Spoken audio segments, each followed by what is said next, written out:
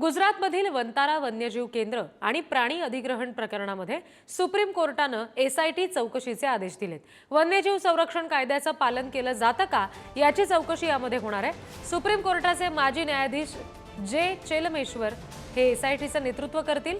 Reliance फाउंडेशनद्वारे Vantara वन्यजीव केंद्र चालवलं जातं।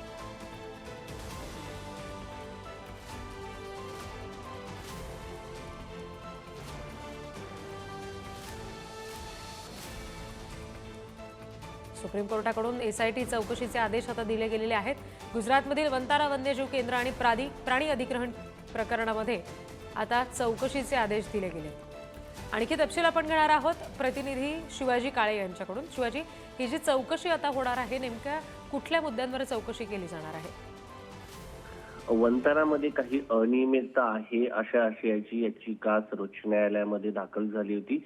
त्यावरती काल सर्वोच्च न्यायालयामध्ये सुनावणी पार पडली आणि न्यायालयाने सांगितलं की या संदर्भामध्ये आम्ही एका माजी न्यायाधीशांची आणि एका माजी अधिकाऱ्यांची नियुक्ती करत आहोत आणि तुम्ही तुमचं म्हणणं त्यांच्याकडे मांडा। त्यानुसार आता ऑर्डर जी आली आहे नवीन सर्वोच्च न्यायालयाची, त्याच्यामध्ये उत्तराखंड आणि तेलंगणाचे उच्च न्यायालयाचे माजी मुख्य न्यायाधीश राघवेंद्र चव्हाण, मुंबईचे माजी पोलीस आयुक्त हेमंत नगराळे आणि अनिश गुप्ता यांच्या 30 सदस्यीय समिती नेमलेली आहे। ही एसआयटी असेल आणि या एसआयटी कडे ज्या ज्या लोकांना गुजरातमधील वनताराबद्दल तक्रारी आहेत त्यांनी या समिती समोर मांडाव्यात आणि ही समिती आता या सगळ्या गोष्टीबाबत आपला अहवाल सर्वोच्च न्यायालयाला देणार आहे। त्यामध्ये सगळ्यात महत्त्वाचं म्हणजे भारतामध्ये इतर प्रदेशातून जी प्राणी आलेले आहेत, त्याचबरोबर हत्तीच्या अधिग्रहणाबद्दल वन्यजीव संरक्षण कायद्यातील तरतुदीचं पालन झालंय का, यासह इतर मुद्दे यामध्ये पाहिले जाणार आहेत आणि ही एसआयटी सर्वोच्च न्यायालयाला आपले अहवाल सादर करणार आहे। यामध्ये अनेक मुद्दे आहेत, जसं की जो हत्ती माणसाळ्याला असतो तो जंगलामध्ये गेल्यानंतर तिथले जंगली प्राणी म्हणजे जंगली हत्ती त्यांना मारण्याची भीती असते, त्यामुळे त्याच्या संदर्भामध्ये काय केलं जातं असेच प्रश्न माधुरी हत्तीच्या संदर्भात देखील उपस्थित झाले होते।